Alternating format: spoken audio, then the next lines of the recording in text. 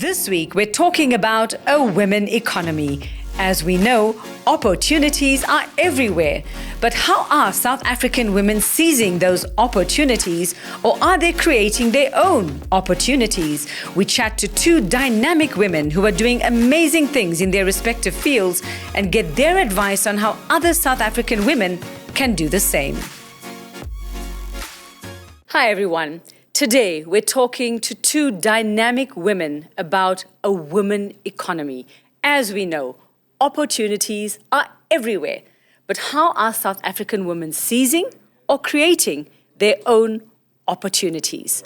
Let's say hello to two wonderful ladies, Uveka Rangappa, CEO of Niara, social change strategist, impact architect, and entrepreneur. Welcome. And Rahima Issa of WOMANOMIC, a business strategist, storyteller, executive partner, and implementation coach. Welcome. I've had to Google these very important titles that you ladies have because they are seriously important. They sound so important. Let's start with you, Uveka. You seem like a woman of various talents and capabilities. Tell us a little bit about yourself and your work and all these titles that you have. Thank you so much, and thanks for having me. So an impact architect is really about looking at the architecture of social impact. How does it come together? What are the components that make it sustainable, that ensure that the people that we are trying to help and for whom we're trying to change and make society more inclusive, that actually lasts, that they are empowered, and that it is truly impactful in their lives. So we're not doing ad hoc initiatives.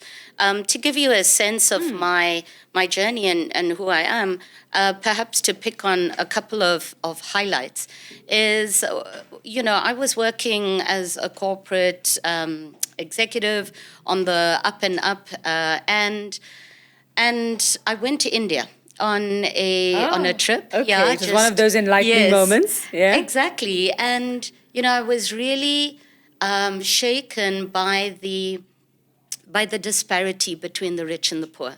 And we have that disparity and we have that inequality in South Africa. Yes. But when I went to India, I just saw it right next to each other. And I left my jobs, came back to South Africa, left my job, sold my house, car, and I moved to India to be a human rights activist. Wow. And I thought, at 26, I thought that I would do that in a year and I would be back in South Africa. I'd sort India out. And they were you were going to sort India out, were you? Exactly. Because obviously the adults that were dealing with it at the time were not doing it well enough. And me, in my 26 naivety, years old, yes, you knew everything. Was going to sort it out. And obviously India slapped me around nicely. I stayed for about 7 or 8 years. I did women's human rights work, worked with women who'd been trafficked into prostitution, refugees, migrants, helped draft UN legislation with regards to supporting women like that. And I think that introduced me to entrepreneurship, because women who had been trafficked into prostitution, helping to mainstream them meant that they needed to find income-generating opportunities. Yeah. And so that was a seminal moment for me. So I did that for 8 years, got back to South Africa. I was working in a consulting business on corporate social responsibility, had a huge values misalignment and clash, yes, with the person I reported to, and I walked out without a job. Wow. And so that's how I became an entrepreneur. And my third moment that I will use to highlight who I am is that when I was running my own consulting business, I came in contact, or I was, Gibbs was a client of mine, the Gordon Institute of Business Science, and they asked me to bring the Goldman Sachs 10,000 Women Initiative to South Africa, which is what happened. It's the largest women entrepreneurship program in the world. Amazing. And ran it in South Africa. While I was doing so, I realized that so many people, so many entrepreneurs are marginalized, don't have access to the to business school education. And so I created the Entrepreneurship Development Academy at Gibbs, and basically thousands of marginalized entrepreneurs have now received free business and entrepreneurship education at Gibbs. And I want to through talk that more about center. that a little later on as well, so I don't want you to Yeah, give away yeah. too much of that. Well, Yeah. what a journey you've had, and indeed a journey starting at the age of 26. Unbelievable. Rahima, I'm sure you have amazing stories of your own as well. I mean, I've been looking up WOMANOMICS Africa, and your team is passionate about the role women can play in helping Africa reach her full potential, it says. So tell us about you and tell us about your mission. Gosh, mission is such a big word, right? I guess I am that African who's passionate about the continent. I'm that African who's a product of the privilege of good education, great exposure, and an outlook that was really influenced by having powerful Africans as my educators. So from primary school, high school, university, I've been surrounded by Africans from all over the African continent who have contributed to my thinking. So, you know, to give you context, from my maths teacher to my science teacher to my physics teacher, it's always been about African contributors, whether it's from Ghana or it's from Tanzania or it's from That's unusual, Nigeria. yes. Yeah. And I say that specifically because I think that being a child born of African excellence, I think my value proposition was always about how do I contribute to an Africa where we see Africans who are able to do so much locally and globally. You come out with a certain sense of we can do and be anything, right? And so one's outlook has really been about, so what's my do? What do I exist to do? And for me, it was really sitting back and saying, well, what is the inequity? What's the injustice that I currently perceive? And what is the role that I can play? I think the most natural thing is to go for what impacts you. And I think as a woman, it was really about how one can be positioned and who one sees either as role model or the opportunities that are open, available, either directly or indirectly. Yeah. And that's always been about the spaces we occupy as women. I think the journey for me has been appreciating where that inequity exists and imagining and envisaging a difference. How long did it take you to get to that point to find out? Because you say you've got to find your place, where what it is that speaks to you. How long did it take you to find out? I think it's been there for a very long time, and I go back to upbringing. I think I grew up in Botswana. Okay. And growing up in Botswana, I think that outlook was always about, I guess I always say it's a privileged African context as well, where you've got global exposure to a lot of people, a lot of different ways of thinking. And this notion of social consciousness was there. So as a prerequisite in high school, you had to do a club, a service, and a sport.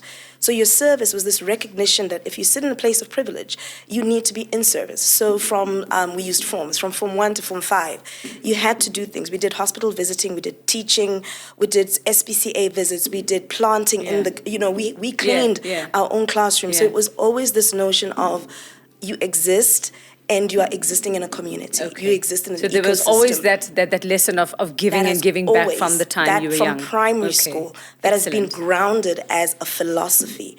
And I think the important thing about that is about how do we make practical the things that we speak. So we will talk about Ubuntu. Yeah. And for me, it's a strange notion to speak of something where you don't have the evidence or the practice of it. Or you're not teaching people how to do it. You're not teaching young women and young girls how to do it. So people will say, how do you? And I'm like, how do you not? So you have a word, you have a language, you have a vocabulary about something, but you embed a practice. So my upbringing was a practice of being conscious of what is inequitable around me. Okay, so I'm going to credit your parents for this, all right? For that. I'm kidding. No, actually, you do need to credit my parents. We do need to credit the generations My before. family is originally from Tanzania. And one of my reasons, my dad was very adamant about moving. So I was born in Botswana, I was born in Zambia, and he was adamant about moving out of a system that was only going to teach us in Swahili. And one of the things that he has infused with all of us from the day one, my dad is the one who's always said to us that I'm not going to give you a trust fund. Your trust fund is going to be your education. Wow. So I have a father who would rather walk with feet, with shoes that, were totally threadbare. But he took us to the best schools. He gave us the Absolutely. greatest exposure. Absolutely. So that accreditation is Wow, very you ladies. valid. Well, you ladies are definitely making your impact on the continent, as I can see. I mean, again, like I say, researching you guys before we sat down to chat. And let's just talk very generally now. I mean, we know the impact you are making. It's obvious the two of you are dynamic women, like I described you. But what impact are South African women and women in Africa in general making on economies in their country? Are we seeing that? What's the evidence we are seeing of that? Yeah, I think from my side, when I look at what women are doing and how they're making an impact on the economy, I think it's multiple. The first thing we'd look at is the kind of corporate spaces that people are in and the entrepreneurial spaces that women are creating.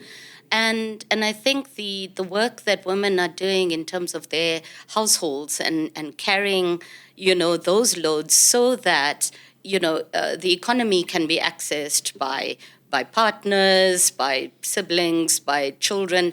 That is often a discounted kind of responsibility and role that women carry. But I think I just want to sort of really emphasize that women are ensuring their voices are being heard even more than before. How are they doing that? I think they're finding firstly, within themselves and empowering oneself. I don't believe that another person can empower you. Yeah. Somebody can. You've got to get that feeling there. It's got to happen. Provide, you've got to find that moment. Exactly. Yes. Others can just provide sort of an enabling space and nurture that.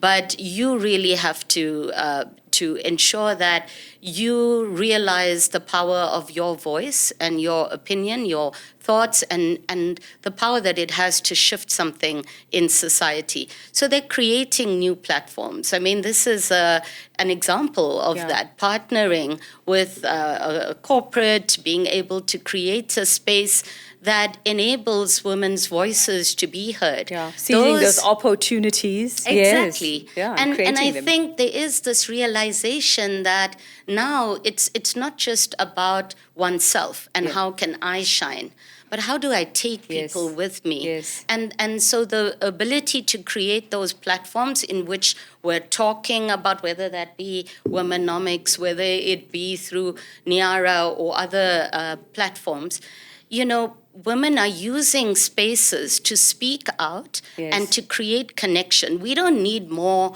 content in the world. We need connection. Yes. And I think COVID and lockdown has proven that to us. And women are great at creating connection. And they use their voices to be able to find opportunity to link other women with opportunity and in so doing uplift the economy. So I think... Absolutely. Yes, there are lots of statistics around, the how we impact on the revenue base of the country. But for me, it's in all the intangibles, the nuances of what women bring that create something that is going to create exponential what change. we bring to the machinery of the actual thing. Yes. Which and reminds me, I need to get your number before you leave, hey? Yes. It's like you say, it's about the connections. The connections. Rahima, where are you seeing women making the biggest impact on the continent? Especially in terms of womanomics. I think Yogi is very right. It's not necessarily that there's a new upsurge of where women are influencing. Women have been operating in spaces, and I think there's been a marginalization of their, a muting of their voices, a contextualization of a lack of importance of where they're doing things. Countries keep running even when there are wars, and it's mostly because women keep the things going. Yes. I think that, when you look at examples like Zimbabwe, women will be crossing borders and ensuring that they're bringing back stuff. Families are fed, children are put into school, the basics are taken care of. And so when you ask me where are women making strides, I think women are making strides doing the things that they've always done. Yeah. They keep the houses going. Yeah. They keep the families They're just going. taking it to a different and level They've now. actually Yeah. taken on more roles, right? And I mean, we talk about, I think we can take an Afrofeminist lens and appreciate a pre-colonial context and a post-colonial context Yes, of course. of where women's participation is. And so post-colonial, the attribution of value is really about economic participation and therefore reward for participating in formal structures, right? And that's where I think the marginalization has come in, because some of the spaces where women are occupying is actually spaces where the money's not flowing. We talk about the African continent and the fact that a majority of our tilling agriculture, food that goes into our stomachs, is actually on the backs of women's efforts. But if you look at the dollar spend that actually goes into the pockets of the women who are contributing, Yes. that's not the same. And Yes. that's where the disparity and the context of the conversation is challenging. So women have been doing what gets us going. Yes. Women have not been economically But not reaping the rewarded benefits of it. of doing Yes. that work. And that's where the context needs to shift and change, because at the end of the day, we transact financially. How do we shift that? So we shift that, in terms of calling it out. I think, and this is where I think you get called labels like feminists. Feminism is supposed to be like a bad thing. I'm like, bring it.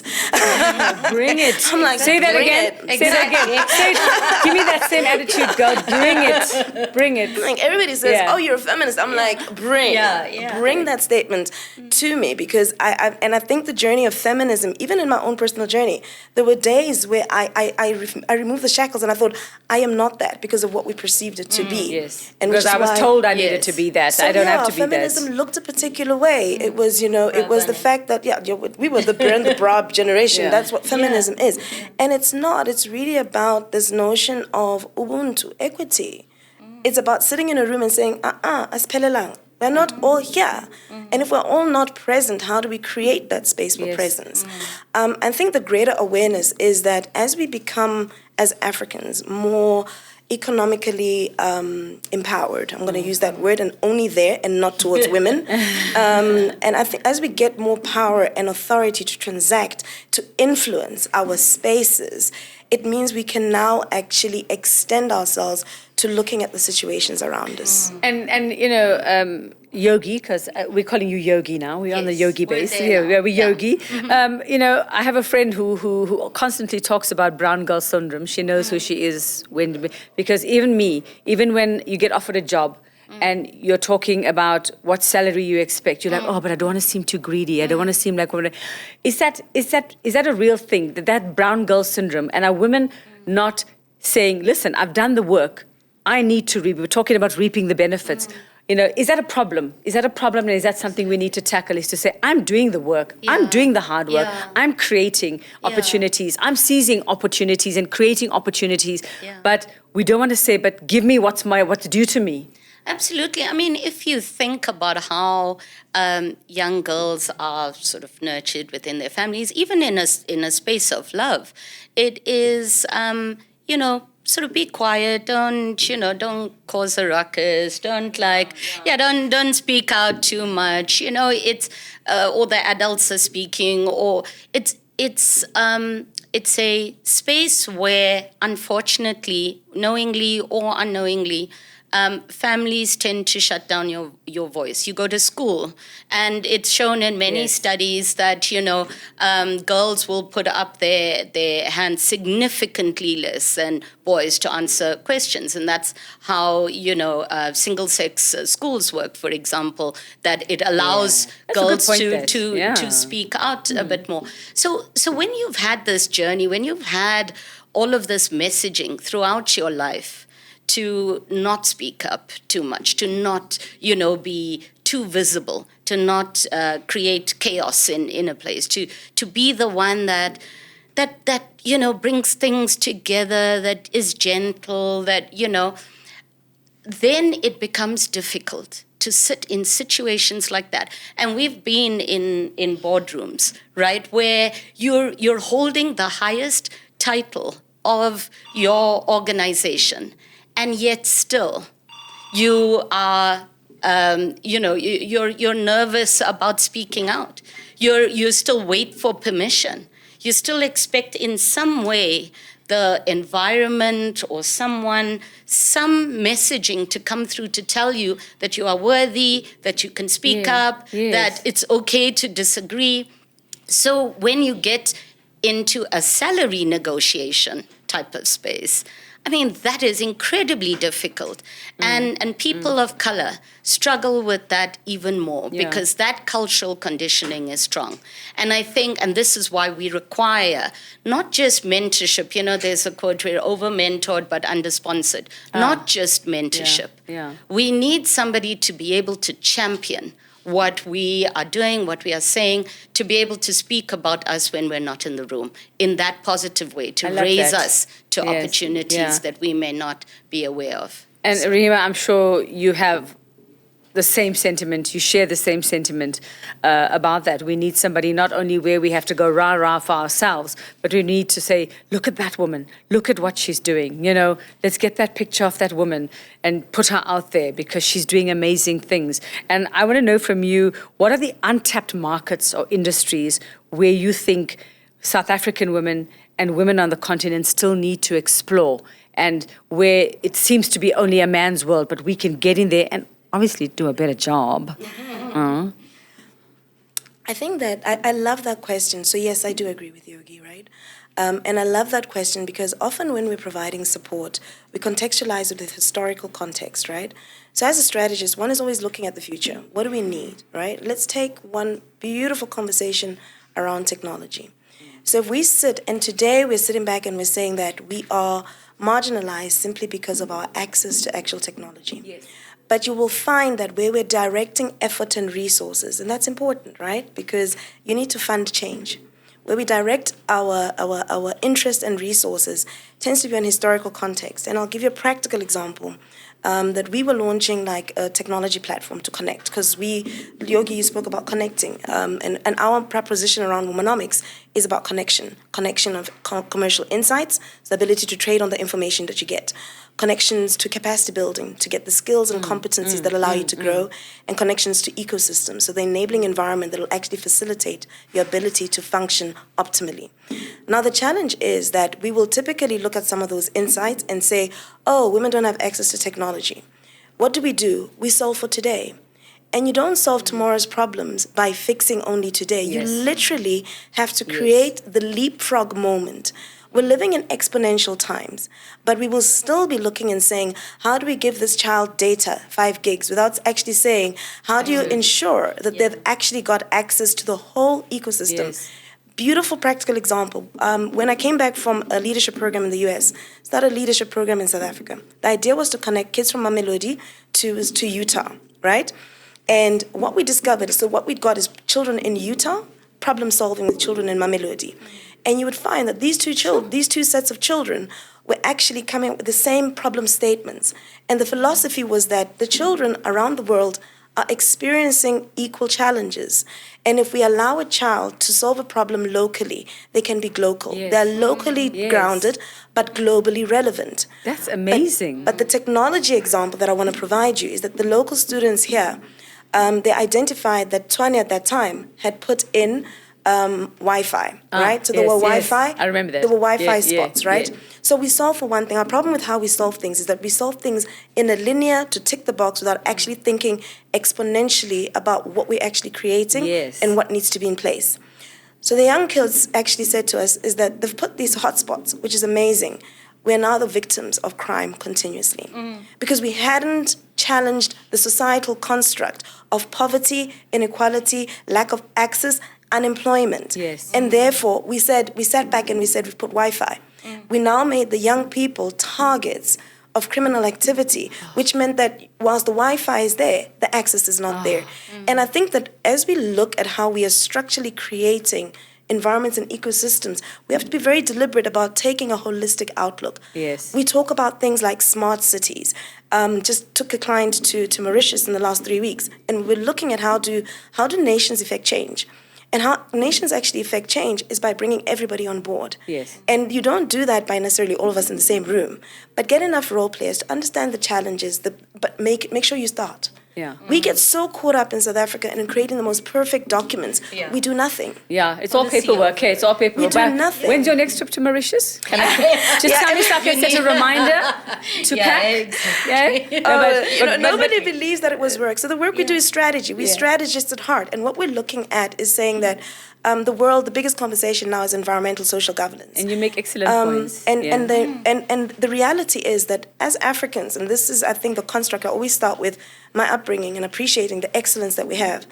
As Africans, there's so much about what the world is articulating and putting into vocabulary that is innate in our social cultural constructs already do. I love it. We divorce our Africanness from our commercial corporateness, and that's insanity. That's insanity. I love the points you're making. You're making such amazing points. And you actually stole my next question, but there's more to it in terms of resources. You spoke about what we're providing in terms of data and Wi-Fi and all of that. And Yogi, you know, I want to know from you your thoughts as well. Do you think there is enough support or information out there to help even Gogo, who is selling on the roadside, take that business and actually create an empire for herself and take it further? Are we doing that? Not only for our youngsters, and yes, that is where we need to be focusing a lot, but what about others who are sitting at home, middle-aged women who have ideas, they have things, but you know, there's so much red tape, they don't even know where to begin to create that opportunity for themselves and make their contribution, like we say, not only to the economy, but to reap the benefits of that as well. So definitely not. There isn't sufficient information or access to the information. So there might be lots of different initiatives happening in different spaces, but as you said, there's red tape, and it's just difficult getting to that. It's just hard to even get information on where to start. Yeah. So the one thing is we don't take the informal economy seriously enough. So helping the go-go on the street is not even something that is really being done in a structured way. So getting information through to her is already difficult. Like a few years ago, I did a research, a study on women entrepreneurs in townships. So I did this research in 8 townships across KZN, Gauteng, and Western Cape. And the women spoke about this very thing. It's like not knowing where to go for support, not knowing how to access certain things. And then whether it be access to finance, you know, you already have the gender bias and discrimination that you're dealing with. You've got a disabling environment for entrepreneurs in the country, so irrespective of gender. You know, a few years ago, another South African study said that the environment is hostile.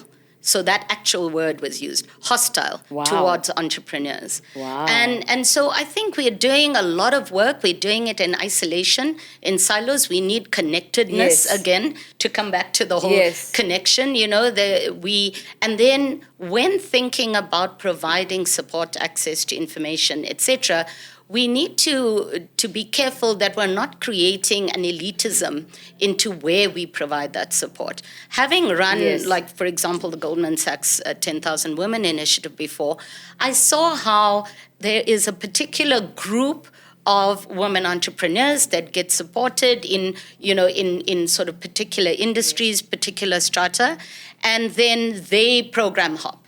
You know, so they get lots of access, which is great. But then you create a group that's on the periphery, and so you're kind of creating this like information exclusivity. You know, and I think there are several issues in South Africa that we need to be looking at from a policy perspective. A lot of the current policies we have actually, you know, deal with this.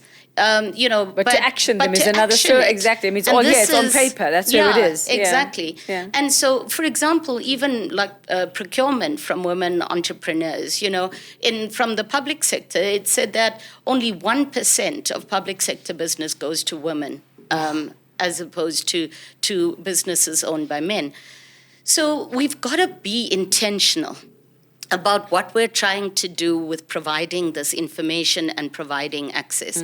It's not just about, let's tick a box, have we put the women in programs, have we supported youth here, and we tick just a box. Made the numbers look good, so we say we have so many women exactly. here. We've got to be intentional about building a systemic approach, looking at, and this is not like rocket science. Yes. These are things that That's the just thing. very simply could be put in place to ensure that we support these various groups. My beautiful ladies, we're running out of time. Unfortunately, in 30 seconds, if you can give me your wish for South African women and women on the continent this Women's Month.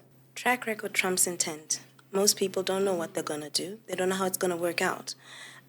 You can talk about ideas as much as you want, and the only way of actually checking whether the idea works is by doing something. It doesn't matter how small, start. So rather than saying 3 years from now, I wish I did, 3 years from now, say, I learned this on the journey. So track record is a beautiful thing to be able to transact with. Amazing. Yogi?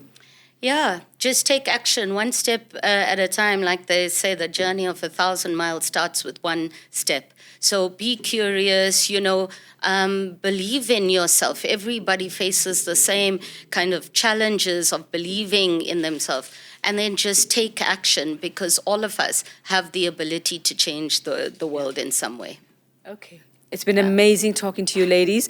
Can you please put your phone number into my phone for the next Mauritius trip? Then take it, and then you, please, for your birthday party, I know that's coming absolutely. up. Yes, take the phone, take the phone. Yeah, there's put those connection numbers right in there. Thank you so much. Mauritius, when you come with me to Mauritius, you're a client and you're paying. Okay, give it back. Thank you, ladies. This has been absolutely amazing. Thank you so much. Thanks for having us.